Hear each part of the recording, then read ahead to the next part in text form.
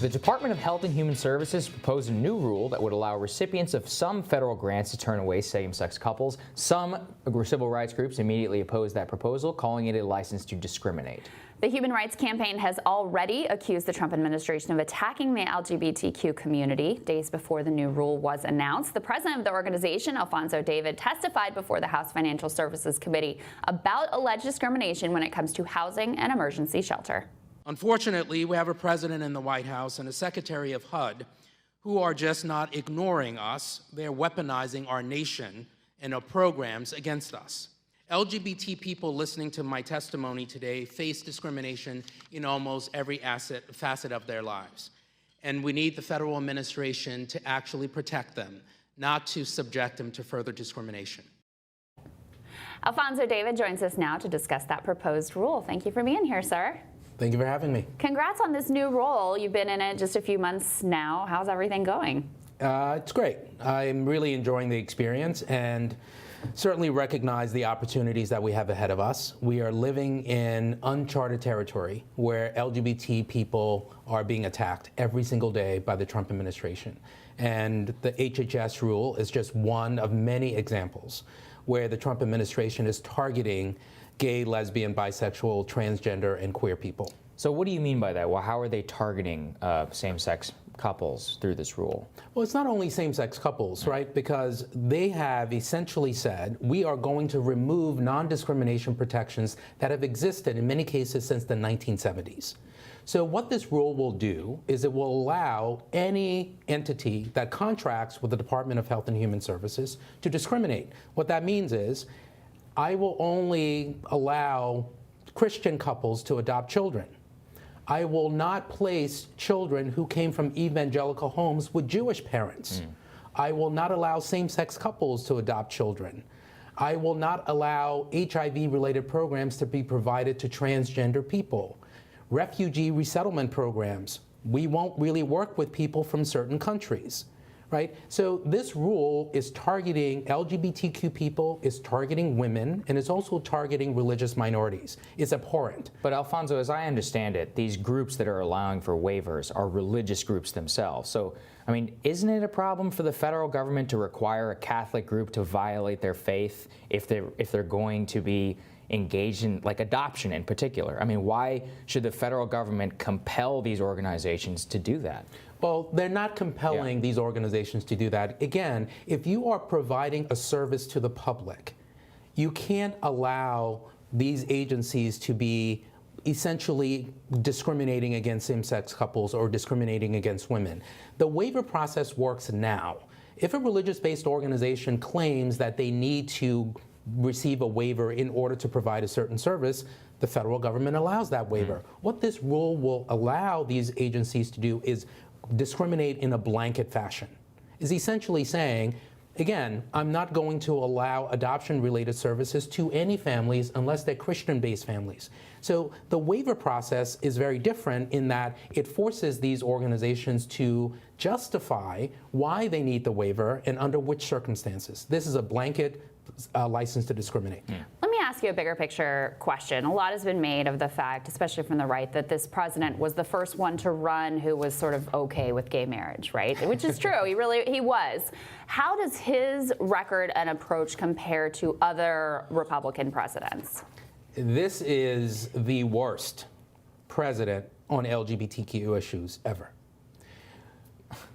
The worst. I don't know how you can say that. The Defense of Marriage Act was passed under the Bush administration. Correct. Donald Trump is openly pro-gay marriage. I mean, I just don't understand. That just seems like a facile and ridiculous claim. Let me tell you why it's not facile or ridiculous. Donald Trump is not attacking same-sex couples. He's attacking LGBTQ people for who they are. He's attacking our identity. When you talk about the Defense of Marriage Act, this was a piece of legislation that effectively said same-sex couples should not have their marriages recognized by the federal government. That's very different than saying an LGBTQ person should be erased. That's what Donald Trump is doing. How? He is taking every single executive action to remove protections that currently exist for LGBTQ people. It's not only the Health and Human Services. He's also saying at the Department of Labor, if you are a federal contractor and you do business with the federal government, you can discriminate against employees who are LGBTQ. How is that legitimate? How can you justify firing someone simply because they're LGBTQ? He is going to the core of our identity.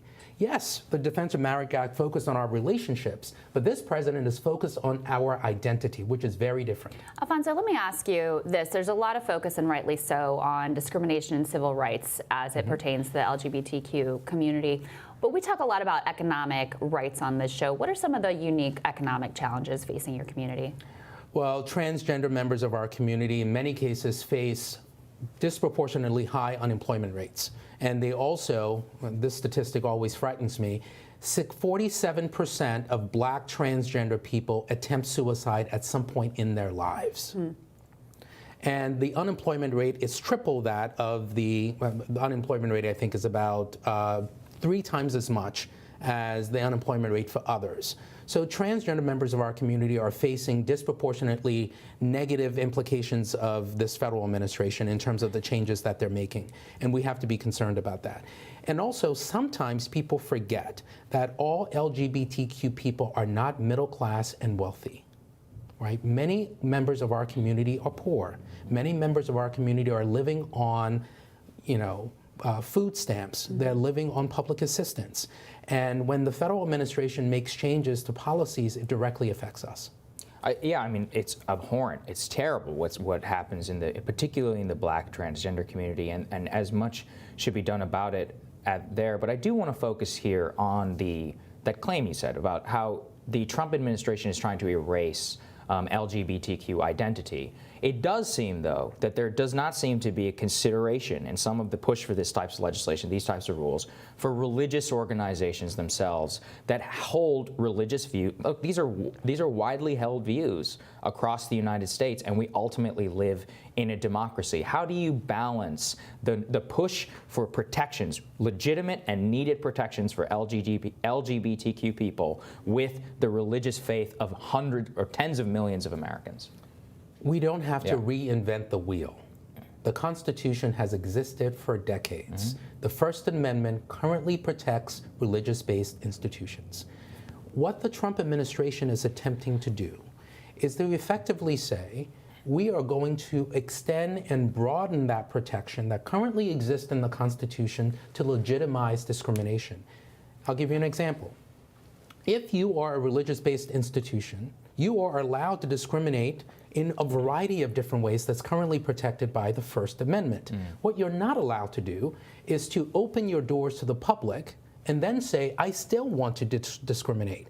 If you're a religious-based institution providing services to those that for faith-based reasons, fine. When you open your doors to the public, you can't discriminate. You can't say, I want to open up a department store. I want to open up a restaurant, but I will only serve food to Christians. But I will only sell a wedding cake to different sex couples. That's the difference. What the Trump administration is attempting to do is really sort of distort the current protections that exist for religious-based institutions and expand it.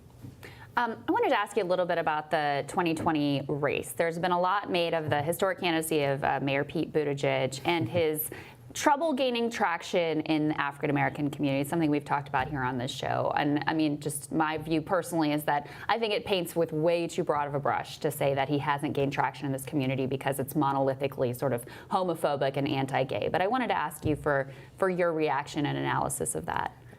I believe the claim that Black voters don't support Pete Buttigieg or anyone else because of sexual orientation is nothing more than a racist trope. I really think it is.